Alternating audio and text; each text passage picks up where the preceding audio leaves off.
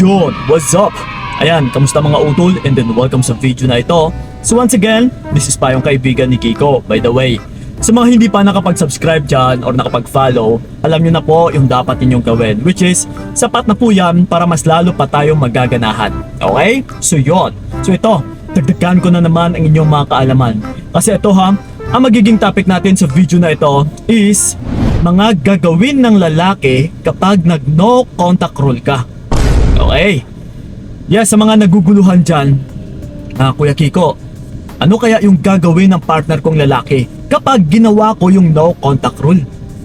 Okay, ano kaya yung mga possibility na pwede niyang gawin? Baka mas lalo siyang sasama sa bago niya, or baka mas lalo niya akong iiwan. Okay, so ito mga utol, una sa lahat, bago ka mag-isip ng ganyan, ito po yung mga posible na gagawin ng mga partner ninyong lalaki kapag ginawa nyo yung no contact rule. Which is yung pinaka-goal lang naman dito ng isang lalaki, kaya niya gagawin ito ay kung ano pa yung magiging reaction mo. Na kung yung conclusion niya is patay na patay ka sa kanya dati, is still na titignan at saka titignan niya pa rin ito. Nababasahin at saka babasahin ka pa rin niya sa kung ano yung magiging reaction mo. Okay? Dahil ito, una sa lahat, ang gagawin niya is magparamdam. Yes, ito step by step mga utol. Once na hindi ka na nagparamdam, nag-no contact rule ka, so syempre maku-curious yung partner mong lalaki. Oy, teka lang.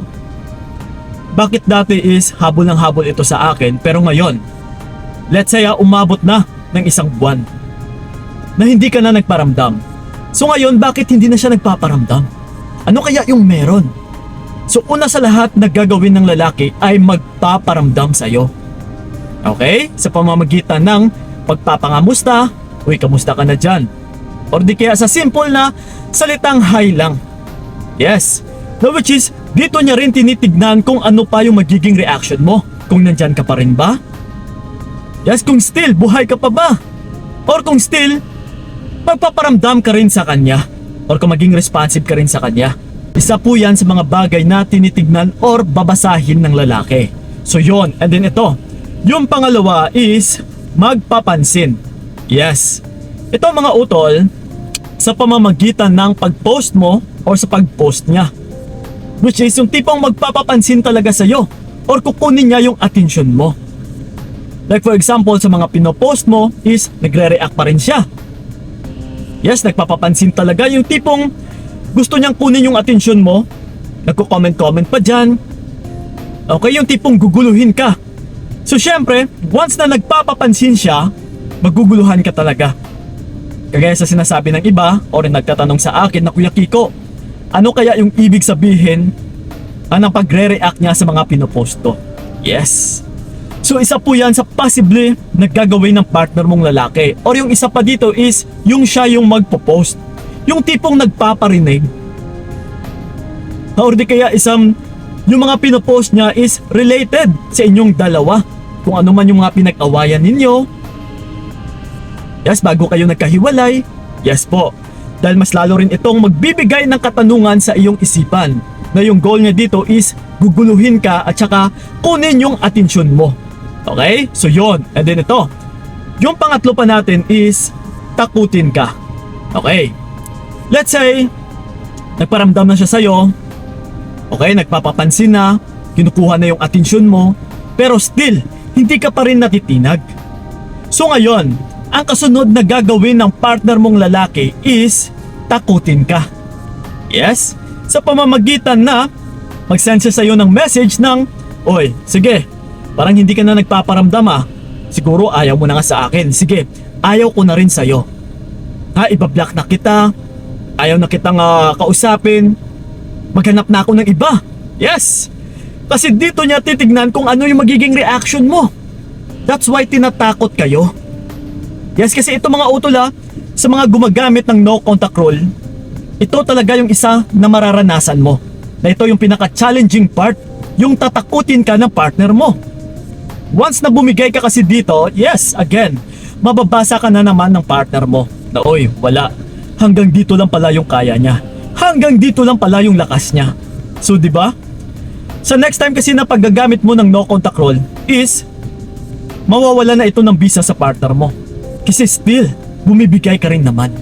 Okay? So again, kagaya sa sinabi ko, pananakot lang po yan. So huwag ka pa rin magpatinag utol. Ha? So yun. And then ito, yung pang-apat natin is block at saka unblock. Yes? Di ba kung napapansin ninyo, sa mga gumagamit na dyan ng no contact rule is binablock kayo ng mga partner ninyo. And then hindi kinatagalan is i-unblock ka na naman. Yes, kasi ito ha, pagdating din sa mga kalalakihan, once na hindi na kami pinapansin, still ito ha, bibigyan at saka bibigyan pa rin namin ng takot yung isang babae sa pamamagitan ng pagbablock. Okay, kung ayaw mo sa akin ha, ito yung sayo, ibablock kita. Titignan natin kung hanggang saan ka talaga. Yes. So ganun pa man, kung minsan magugulat na lang yung lalaki sa pagbablock niya is, ito na, magpaparamdam na yung babae. Bibigay ka, mabibreak mo na naman yung no contact rule.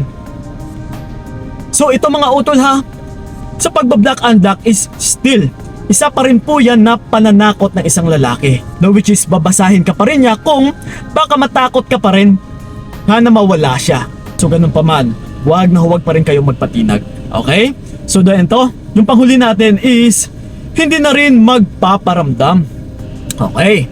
After na magawa niya na yung lahat-lahat, pagpa-block unblock, pagpapapansin sa social media, yan sa pagpaparamdam sa'yo, sa pakikisuyo sa'yo, na kung ano-ano na lang sa pananakot sa'yo.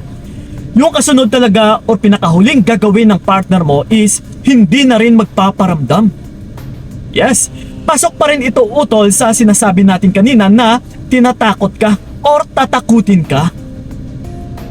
Kasi ito yung pinakahuling bala ng partner mong lalaki. Okay, hindi ka nadadala sa pagbablock ha. Hindi ka nadadala sa papapansin ko sa'yo sa social media. Hindi ka nadadala sa pananakot ko. So ito ngayon, hindi na rin ako magpaparamdam. Yes. So ganun pa man mga utol, that's why may mga kababaihan na nabibreak yung no contact rule. Na Kuya Kiko, natakot ako kasi nung nag no contact rule ako is hindi na rin talaga siya nagparamdam eh. Yung tipong sinabi niya kasi na mawala siya sa akin is yes, siguro tinuloy niya talaga. O sumama na siya sa iba. So ngayon Kuya Kiko, natatakot ako. Nako. Ito mga utol, kapag ikaw pa itong may takot na mawala yung partner mo, sinyalis na po yan na hindi po siya yung karapat-dapat na tao para sa'yo. Nabibigyan ka ng takot eh. Ibig sabihin wala kang peace of mind sa taong ito. So wag na wag ka talagang matakot kung ramdam mo na minamahal ka ng tao. Bakit ka matatakot? Okay? So ganun pa man ha, sa pamamagitan ng pananakot niya sa'yo na hindi na siya magpaparamdam, still, huwag na huwag ka pa rin magpatinag. Dahil ito po yung mga possibility na gagawin ng partner mong lalaki kapag nag-no contact rule ka. Guguluhin ka talaga or tatakutin ka. So once na nagpadala ka dito utol, naging submissive ka, mawawalan po talaga ng bisa yung no contact rule mo balang araw kapag ginawa mo pa ito ulit. Yes, mababalidate lang ng partner mo na, uy, hayaan mo na nga yan, magpaparamdam at saka magpaparamdam pa rin yan sa akin. Kasi dati nga, ginawa niya ito sa akin eh. Pero still, bumalik pa rin sa akin. So ganun pa man ha, huwag na huwag talaga kayong matinag hanggat hindi naging submissive yung mga partner ninyo sa inyo. Para hindi rin kayo lokohin, para hindi rin kayo aabusuhin pa. Okay? So yun lang po mga utol, sana'y nakatulong talaga yung video na ito. So maraming salamat po ha. Ingat po kayo, God bless and babush! Binigay ko lahat para wala kang masabi.